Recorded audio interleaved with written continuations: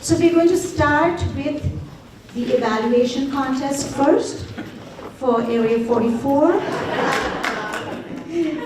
We're going to start with the evaluation contest, and we are first going to have a speech from Nathan Warfield, and the title of the speech is Triple Communication.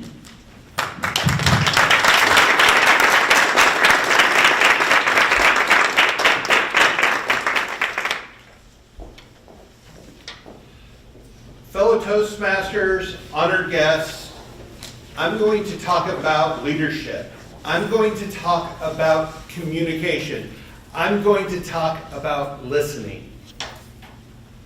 And I'm going to do it in 5 to 7 minutes. Watch me.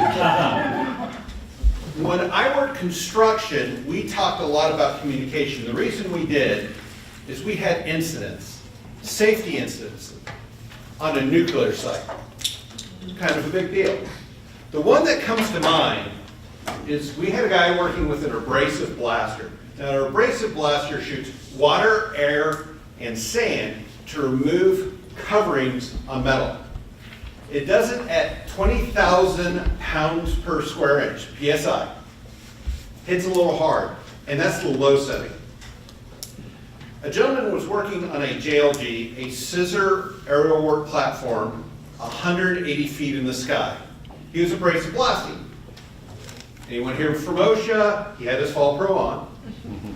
He was following all the rules. He was within the safety program until we had a communication problem.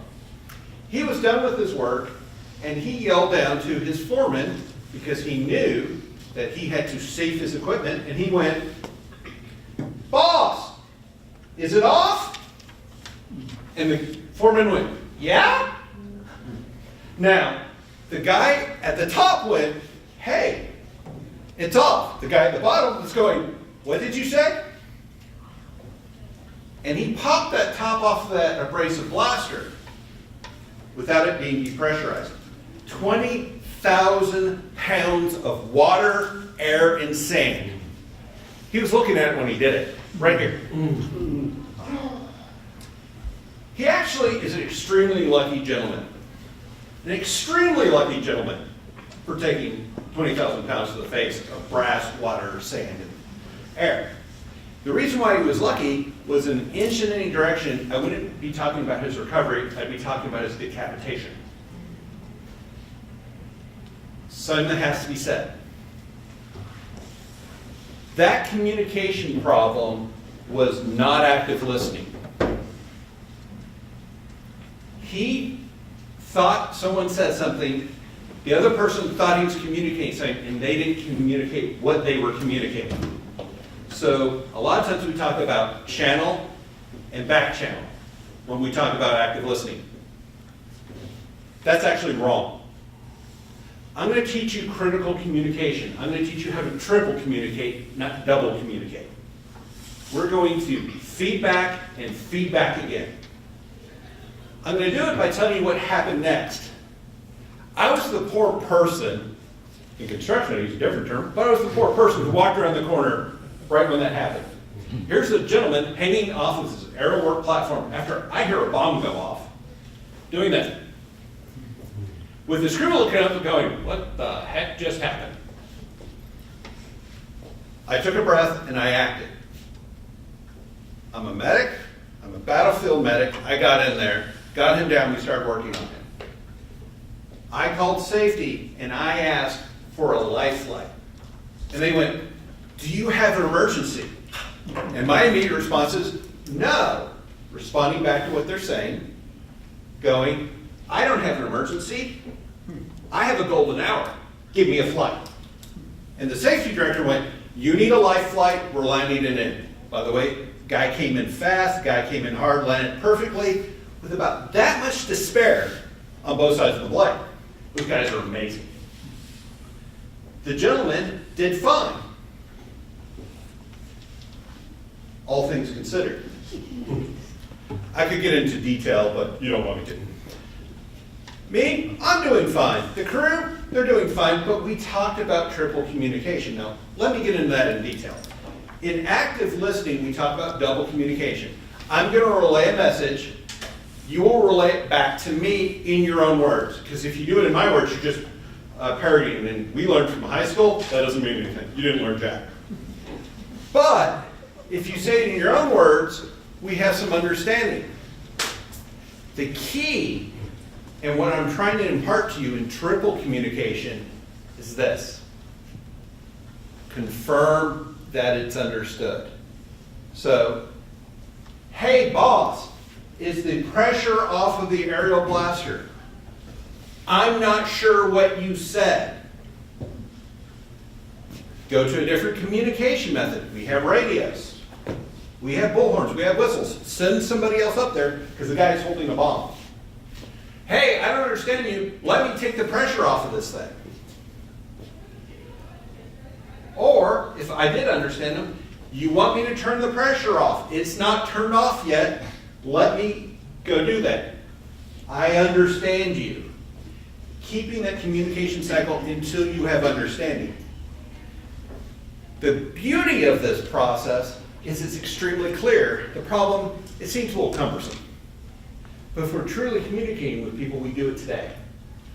My wife called me up, asked me about grocery shopping. I said, here's a picture of the list. She went, thanks, I got the list. I'll get it tonight.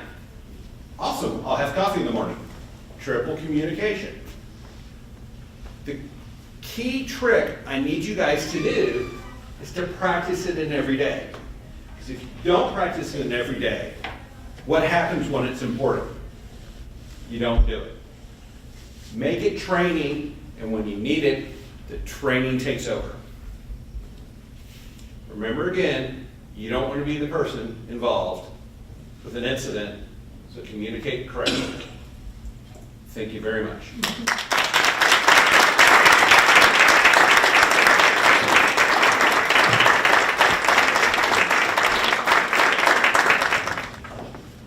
Steve Fountain, evaluation contestant number 1. Evaluation contestant number 1, Steve Fountain.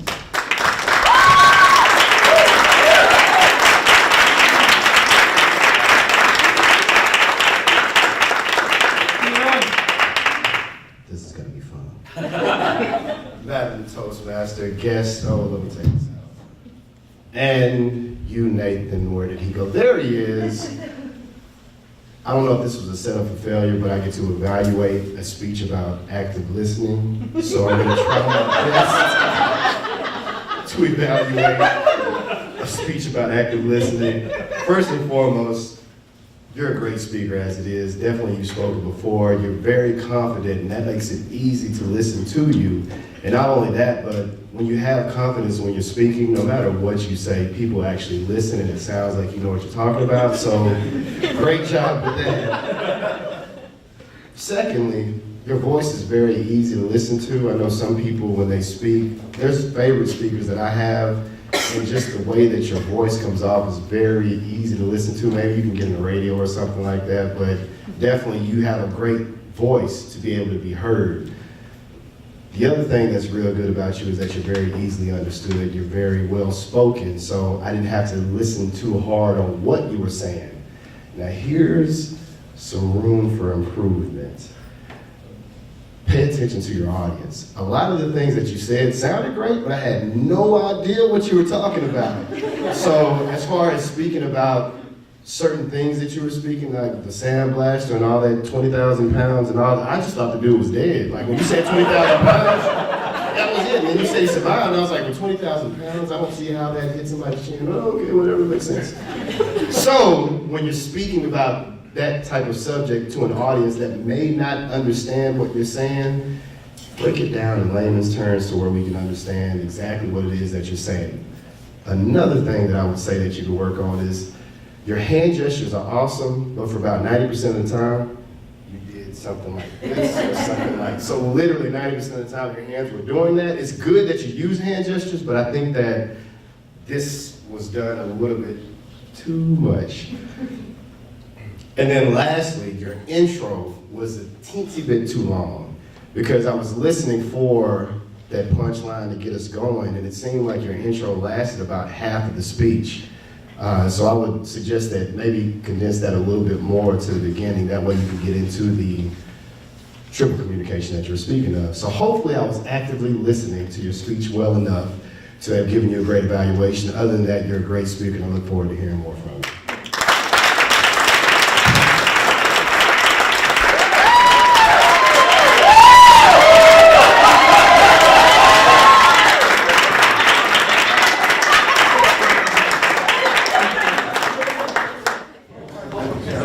And now, the moment we've all been waiting for. I know the suspense is just killing you to know who was the winner of the evaluation contest.